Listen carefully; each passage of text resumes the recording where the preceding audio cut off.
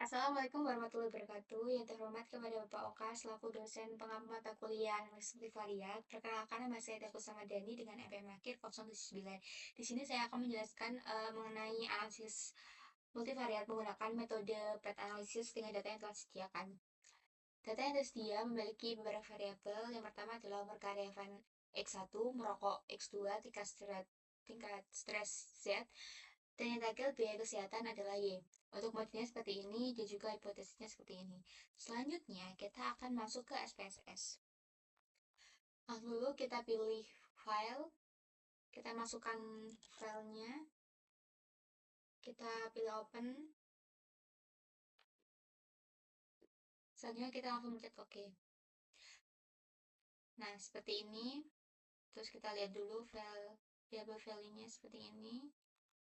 Nah, karena ada variabel independen berupa kategori, maka kita akan mengubah kategori ini menjadi angka. Terus yang pertama kita pilih time from, kita pilih record into difference, kita pilih variabel tadi yaitu merokok. Terus untuk output variabel name-nya adalah merokok score 0 untuk kolom baru. Terus kita pilih change, habis itu all add new. Terus untuk yang pertama kita pilih ya, dengan new value-nya kita beri nilai 1. Terus yang kedua adalah tidak, kita beri nilai 0, kita add. Selanjutnya kita pilih continue. Oke. Nanti akan muncul seperti ini. Jika udah ada tulisan eksekutif, kita silang aja. Akan muncul kolom baru seperti ini. Selanjutnya kita pilih analyze, regression, linear. Di sini kita akan membahas model yang pertama, yaitu independennya berupa biaya kesehatan. Independennya adalah umur karyawan dan juga rokok kolom baru. Terus kita pilih OK. Untuk yang kita analisis yaitu hubungan kausalitas pada persamaan regression model pertama. Kita lihat di bagian koefisiennya. Pada model 1 diketahui nilai signifikan dari variabel umur karyawan dan juga merokok itu lebih kecil dari 0,01 yang berarti berpengaruh signifikan terhadap variabel biaya kesehatan. Terus satunya kita lihat uji koefisien determinal model pertama dilihat di model summary-nya dengan R square menunjukkan nilai 0,729 yang menunjukkan bahwa pengaruh umur karyawan dan juga merokok itu nilainya bisa 72,9, sementara sisanya merupakan kontribusi dari variabel lain. Untuk nilai S1-nya itu dicari dengan rumus S1 akar 1 dikurangi 0,729 adalah 0,521. Selanjutnya kita akan menganalisis model yang kedua.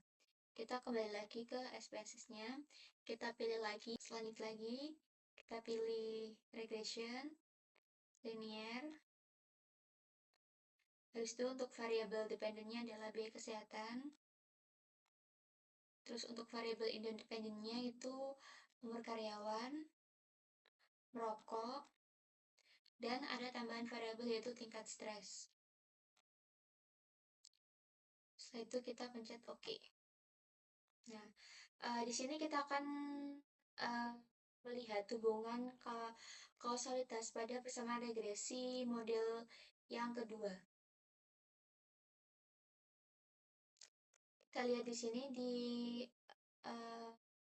koefisiennya, di mana umur karyawan, merokok, dan tingkat stres itu memiliki nilai kurang dari 0,01 yang berarti kurang dari 0,05 sehingga berpengaruh signifikan terhadap variabel biaya kesehatan. Selanjutnya kita lihat uji koefisiennya dan determinasi, kita lihat di model summary, dengan R square-nya sebesar 0,754 yang menunjukkan bahwa umur karyawan, merokok, dan juga tingkat stres sebagai variabel mediasi sebesar 7,54 dan sisanya adalah 24,6 merupakan kontribusi variabel lain. Untuk nilai E2-nya itu akar 1 dikurangi 0,754 yang menghasilkan nilai 0,496.